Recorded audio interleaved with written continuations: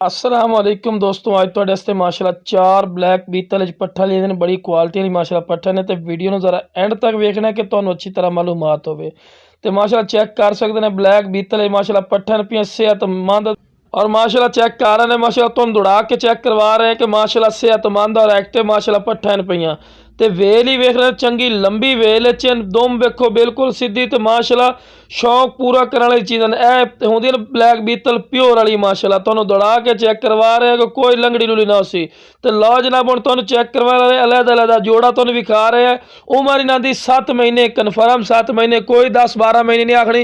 जितनी उम्र हो सी उतनी उम्र दसनी। तो माशाल्लाह सेहतमंद तुसीं चेक कर रहे कि पैर भी बने फिर भी माशाल्लाह सेहतमंद एक्टिव इन पियां। तो यह वाइट आके चाह गई माशाल्लाह। दूसरियां चेक कर रहे हैं चारा वगैरह खा रही हैं। ये सेहतमंद जानवर की निशानी होंगी कि जो चारा वगैरह खांदा है। चंगी वेल जी पट वेख रहे हैं माशाल्लाह वड्डी पट है 10 महीने कन्फर्म की उम्र है पई। तो माशाल्लाह चमक वेखो कितनी चमक है माशाल्लाह जिन्ना पट्ठन पे चारा दे चारा ही। तो माशाल्लाह सोहनी खूबसूरत माशाल्लाह पट्ठा शौक पूरा करने वाली वेल ही A+ क्वालिटी दी पईयां। पूछल वेखो बिल्कुल सीधा चंगे लंबे कन तो चौड़े कन च माशाल्लाह ने पईयां।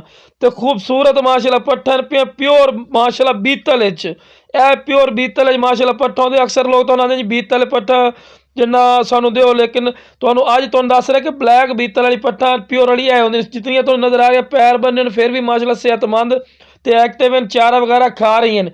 सेहतमंद जानवर की निशानी चमक वेखो कितनी चमक है चन माशाल्लाह। तो यह भी तुसीं जानवर वेख रहे हैं माशाल्लाह चारा वगैरह खा रही हैं पियां बहुत एक्टिव खूबसूरत। और जेड़ा भाई इंशाल्लाह पहले कॉल कर से दी कॉल दी कदर कर सा है और बिल्कुल जी मुनासिब राय लिसा है। 14,000 रुपया रेट कर रहे हैं फिर भी जेड़ा भाई कॉल कर सी जायद मुनासिब राय लग जासी। तो माशाल्लाह खूबसूरती भी तुसीं चेक कर रहे चंगे माशाल्लाह खूबसूरती ते चमकदार पशम ते A+ क्वालिटी दी माशाल्लाह पट्ठन और माशाल्लाह बहुत ज़बरदस्त चीज़ें पियां। तो और बकरियां वो बन सन इंशाल्लाह जी चंगे दुध वाली बनदियां ने। क्योंकि ब्लैक बीतल जी बकरी है पी दुध वालों नंबर 1 क्वालिटी होंदी है ब्लैक बीतल। ਇਹਦਾ ਦੁੱਧ तकरीबन 3-3 4-4 5-5 किलो दुੱਧ ਇਹਨਾਂ ਦਾ ਕਨਫਰਮ ਜਾਂਦਾ ਪਿਆ। ਤੇ ਮੱਖੀ ਚੀਨੀ ਇਸ ਤੋਂ ਬਾਅਦ ਹੁੰਦੀ ਹੈ ਜਿੰਦਾ ਦੁੱਧ 2 ਤੋਂ 2.5-3 किलो ਹੁੰਦਾ ਮਾਸ਼ਾਅੱਲਾ। ਤੇ ਚੈੱਕ ਕਰਨ ਸਿਹਤਮੰਦ ਇਹ 7-7 ਮਹੀਨਾ ਦੀ ਤੇ ਇੱਕ 10 ਮਹੀਨੇ ਵਾਲੀ ਪਾਠੇ ਪਈ 4 ਬਲੈਕ ਬੀਤਲ ਹੋਤੇ। ਹੁਣ ਤੁਹਾਨੂੰ ਮੱਖੀ ਚੀਨੀ ਵਿਖਾਈਨੇ ਹੈ। तो लो जनाब है मक्खी चीनी जोड़ा आ गया बड़ा क्वालिटी वाला 10 ਤੋਂ 12 महीने इन्हों की उम्र। कोई गलत बयानी नहीं करनी, जितनी उम्र की चीज़ होनी उतनी उम्र की तुहानूं दसनी है। 10 ਤੋਂ 12 महीने की माशाल्लाह कन्फर्म ही ने पईयां। तो खूबसूरती माशाल्लाह चेक कर प्योर मदरसे कलर दोनों ही वाइट अख दे तो लंबे बिल्कुल वेल पईयां तो चौड़े कन्ना ते लम्बे कर माशाल्लाह बहुत ज़बरदस्त माशाल्लाह क्वालिटी है। तुहानूं क्लोज करके भी कहने कि चंगी माशाल्लाह वेल तो बहुत ज़बरदस्त। तो दुम वेख रहे हो बिल्कुल सीधी तो बहुत ज़बरदस्त चीज़ें पियां। इन्हां दा रेट जनाब कर रहे हैं 14,000 पूरी लाट दा।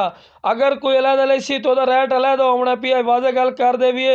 तो लेकिन तुहानूं 14,000 रेट लाया जो भाई इंशाल्लाह पहले कॉल कर सी ओदी कॉल की कदर करसा और जायद मुनासिब रह लिसा है। ये नहीं कि 14,000 रेट तुहानूं दस्सिया भी 14,000 लग सी।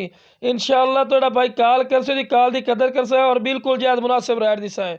ओके जनाब अल्लाह हाफिज़।